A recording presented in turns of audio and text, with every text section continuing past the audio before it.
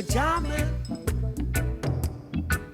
To think that jamming was a thing of the past. We're jamming. And I hope this jam is gonna last.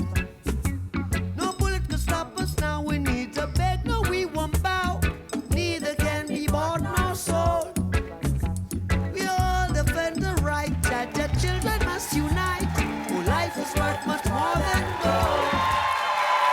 Welcome back. We are live. We're with actor Kingsley Ben Adair, who brilliantly portrays Bob Marley in the new epic film Bob Marley, One Love. In the commercial break, you were singing because you're not trained musically, Nope. right? Nope.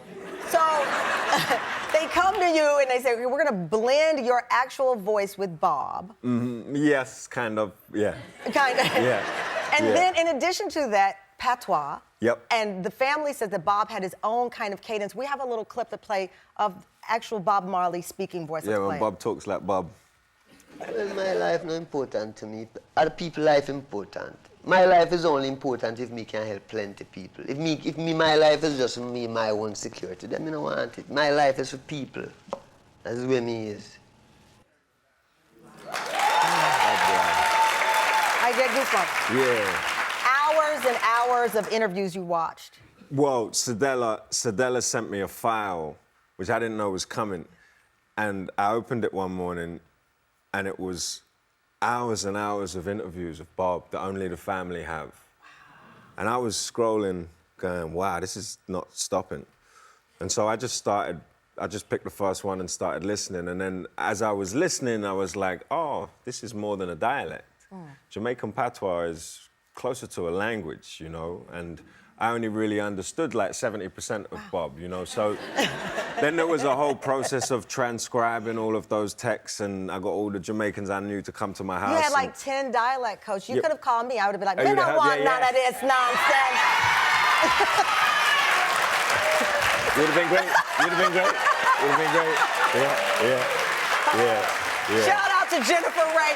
My son's caregiver is Jamaican, so that's the only part I know. I know a few choice words, Couple but I won't say it on couple TV. words, yeah. So 10 dialect coaches, and you're Yeah. trying to find that beat of his voice. Yeah, me and Ziggy were saying, like, the one thing that we need to focus on is the way Bob spoke. Yeah.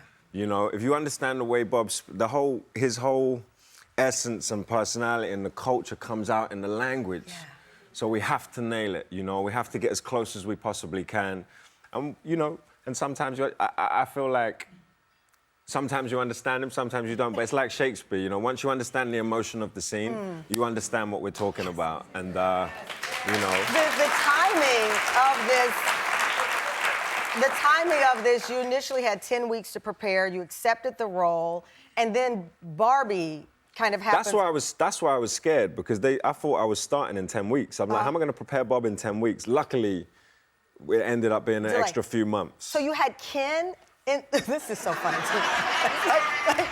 So you're on the set in this fantasy world of Barbie, which was brilliant, by the way, and you have a little corner where you are rehearsing for Bob. Yeah, just behind the Mojo Dojo Casa. Behind the Mojo Dojo.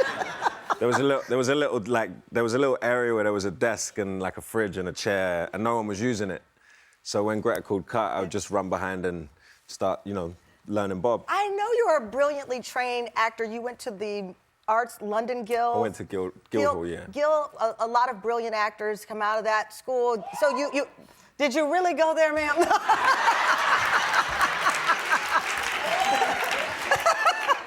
I tell you what, though, I did train there. I didn't have the greatest time. Oh. And I retrained about 5 years ago.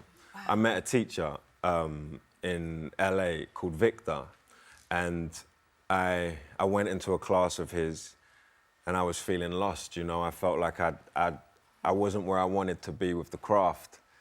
And he blew my mind. And we work together now on everything. Every week, we're always on the phone. Like, we go through stories. So I feel like I retrained with him. There was something about Guildhall that I needed to do. I needed to go through that building. I needed to go through that kind of system to understand that wasn't for me, you know. And so I retrained, really, when I was 30, you know. When you were 30? Yeah, so kind of a year before I met Regina on one night in Miami, I found a new way to work, which was with Victor. I mean, we'd need another conversation to tell you, You about it. can come back anytime. Yeah, I mean, that's so inspiring, though, because that is truly like Bob. People forget Bob started out in doo-wop. You know, he had this musical arc, and it takes time. It takes time to find your rhythm, to find your craft, and you have found it in this most beautiful way. Thank you. I mean, I watched the film over and over, and you feel the true love that you have in respect for him and his family, and it shines through in this performance. It's brilliant. It's brilliant. Now, as I mentioned, first of all, you didn't realize it was live when you walked out. No, I thought we were just talking. When me, and this is a daytime exclusive, and I said, when we were courting you to get you on the show, of course, I showed the clip when you were on with Regina, we told you everything, but then the secret weapon, I believe, with your team to get you on, you don't know this story. No. Okay, the secret reason I challenged your team, I said, listen, your guy's a nice Bob Marley. He's fine. But I have the real Bob Marley who lives with me. Okay. This is my son, Moses. Oh.